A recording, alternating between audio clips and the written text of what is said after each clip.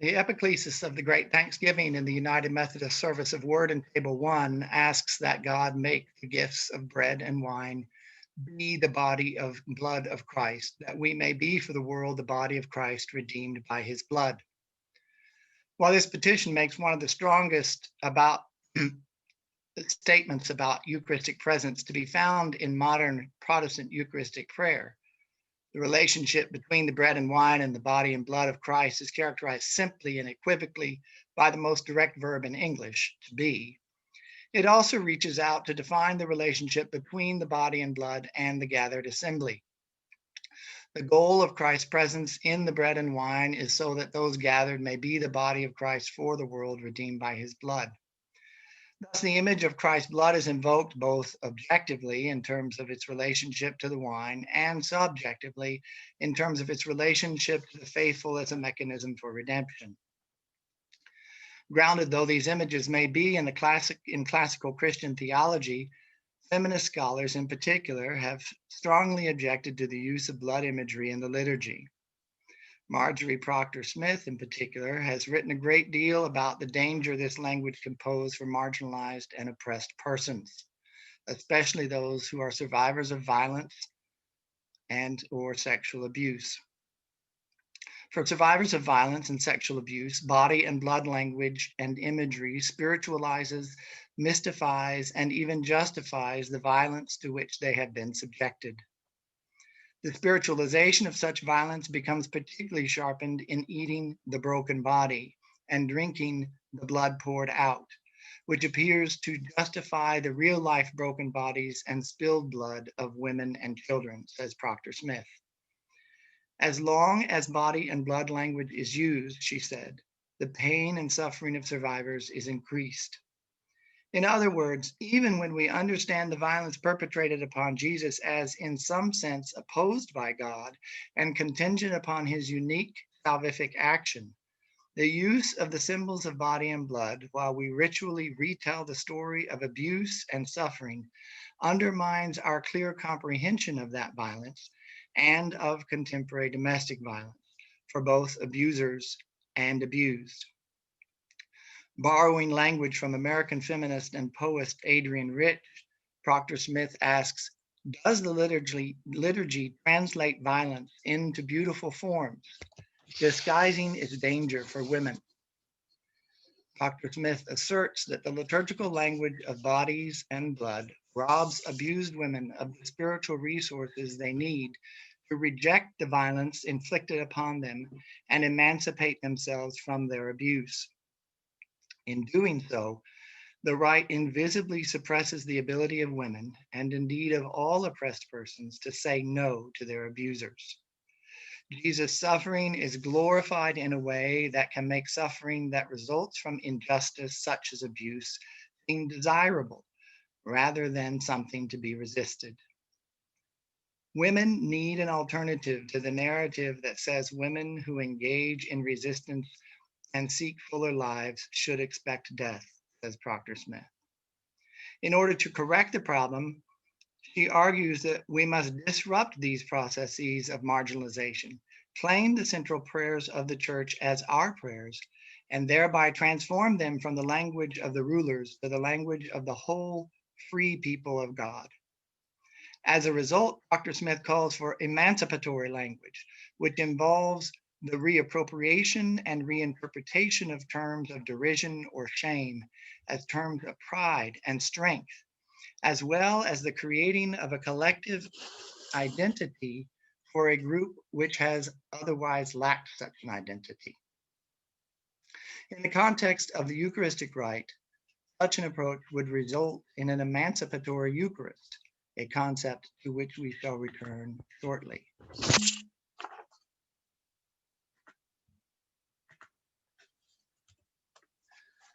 The context in which the current study takes place is St. Stephen United Methodist Church in Mesquite, Texas.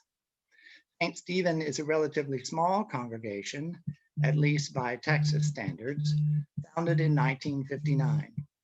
It was deeply rooted in matters of social justice from its founding, and its proclivity to challenge existing norms and the status quo is enshrined in its building, constructed in a mid-century modern style.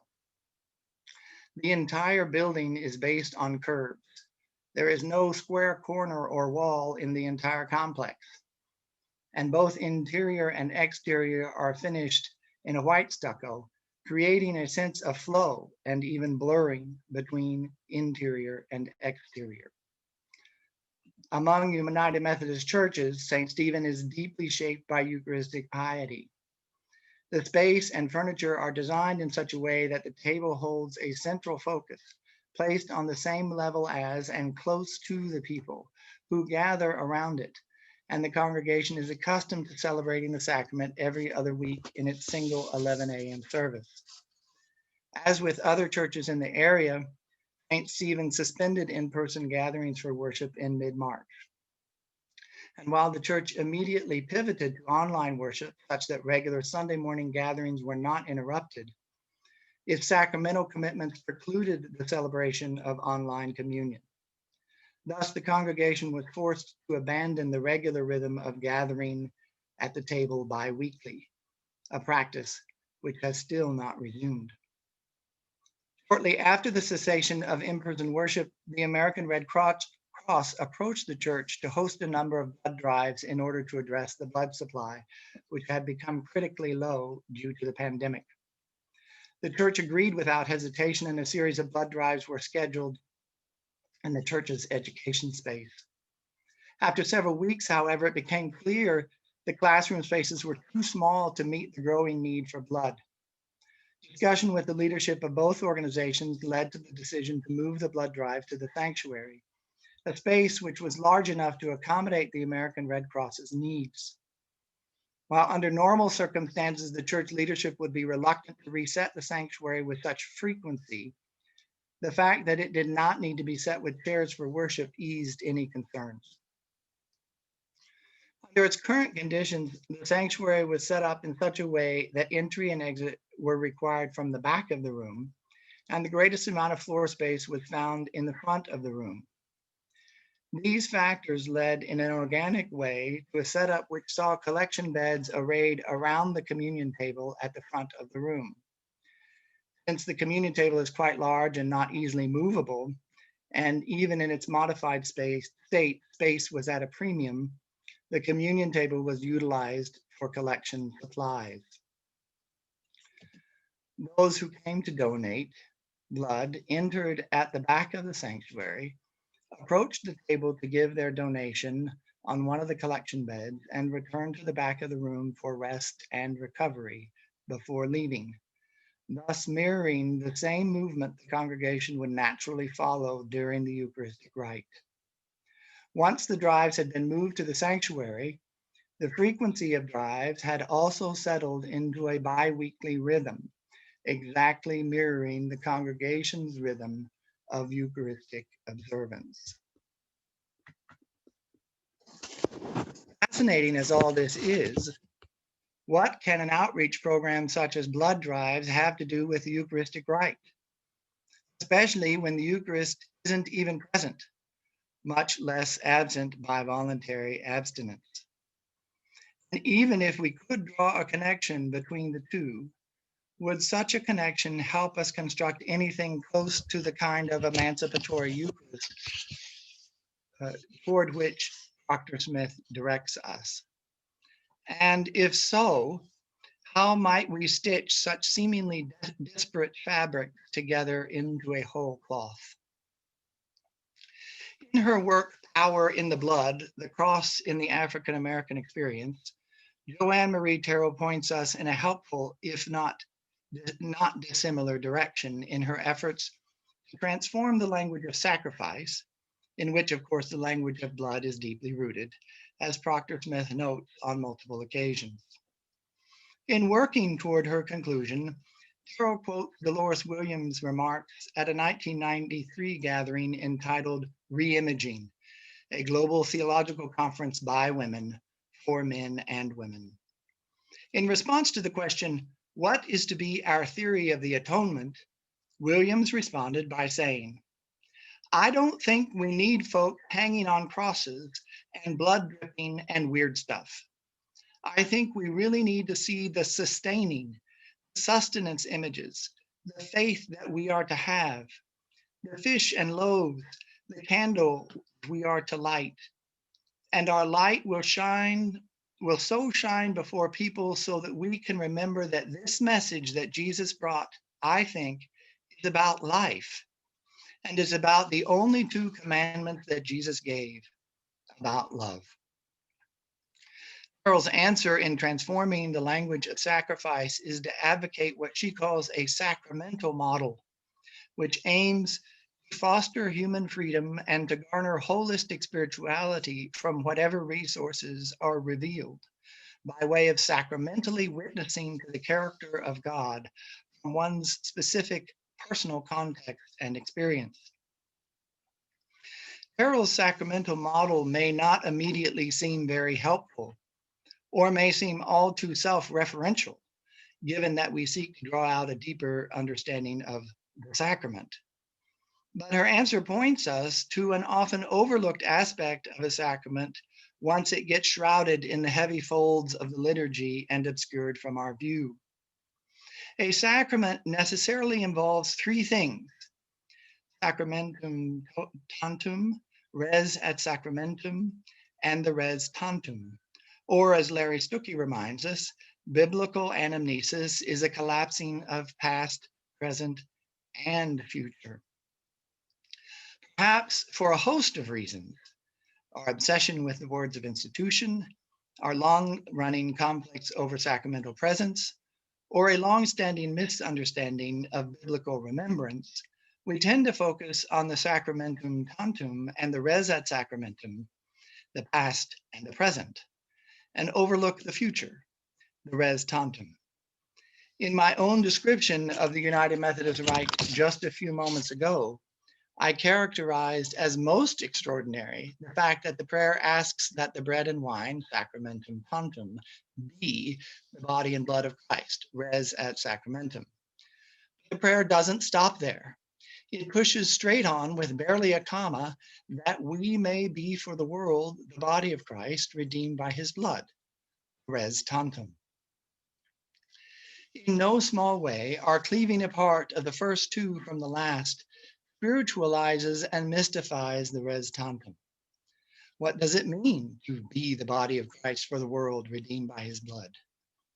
Such a ritualized statement draped in religious language certainly obscures, if not altogether lacks, the historical, personal, contextual specifics advocated by Carol's model. Even when more concrete language is used to describe the res tantum, it's pushed so far off into the future until we feast at the heavenly banquet that it's hard to confront directly the political implications for such a claim. The reinscription of ritual movement in the sanctuary toward the table to bring the gift of self, and then returning to the rear of the sanctuary with the process of blood donation, allowed several things to happen. First and foremost, it evoked a semantic landscape in which the language and imagery of blood could be reinscribed with new life-giving meaning. Instead of blood being poured out and shed, forced from abused and broken bodies, it was being collected from healthy, willing bodies who were offering the gift of their own life without the consequence of self-abnegation, so that some of those most vulnerable might live. Those whose lives were held in the balance were literally being bought back, redeemed, by the blood offered at the table. When communicants now prayed to be made the body of Christ for the world, redeemed by his blood, they could now see those images pointing to a new landscape of meaning, which affirmed whole, healthy bodies, empowered with full agency to act in life-giving ways for those on the margins. The reinscription of this semantic landscape naturally led to a new type of, if albeit incomplete, res tantum, what we might call a res interim.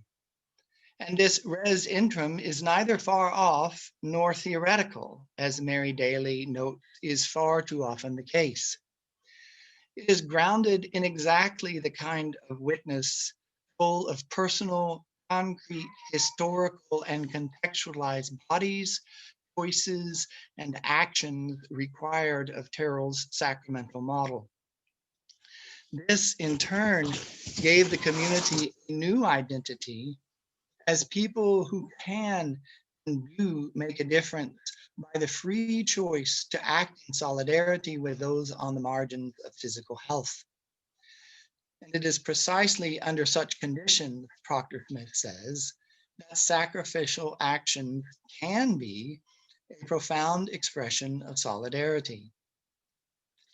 Such a res interim may, in fact, point to the very type of praxis of solidarity ordered by the Eucharist, on which M. Sean Copeland insists in her book, In Fleshing Freedom, Body, Race, and Being. One of the principles of feminist liturgy is that no single liturgical answer is right, or right is right for all circumstances. The right must be contextualized by time, space, identity, and experience. Thus, there will never be a Eucharist which is emancipatory for all. What provides freedom and liberation for some inevitably leads others behind in the shackles of their specific oppressions. In the current context, an alternative landscape for certain language and imagery, that of blood and bodies in the Eucharist, allowed it to be reappropriated and reinterpreted in such a way that it could move at least one community toward emancipation. In doing so, it hopefully provided a context in which those who experience such imagery as oppressive and even dangerous could approach the table with a bit more confidence and hope, thus offering some reconciliation in the equalities of it, in the experience of body and blood imagery at the table. Moreover, the interpolation of the community's history of biweekly Eucharist with biweekly blood drive did bring about one more concrete result. The Church's jurisdiction is now embarking on a regional effort that will launch the week of Martin Luther King Jr. Day and end the week of Pentecost, and will seek to address inequities in Black communities in three ways: by expanding the African American donor pool, by raising awareness about sickle cell anemia, and by collecting 2,000 units of blood, which, in addition to the life-saving good they will do, will result in a $20,000 grant to ministries serving African American communities. It's hard to imagine how any of this would have been contemplated had St. Stephen United Methodist not been sent away from the table and then called back again in a new and life-giving way.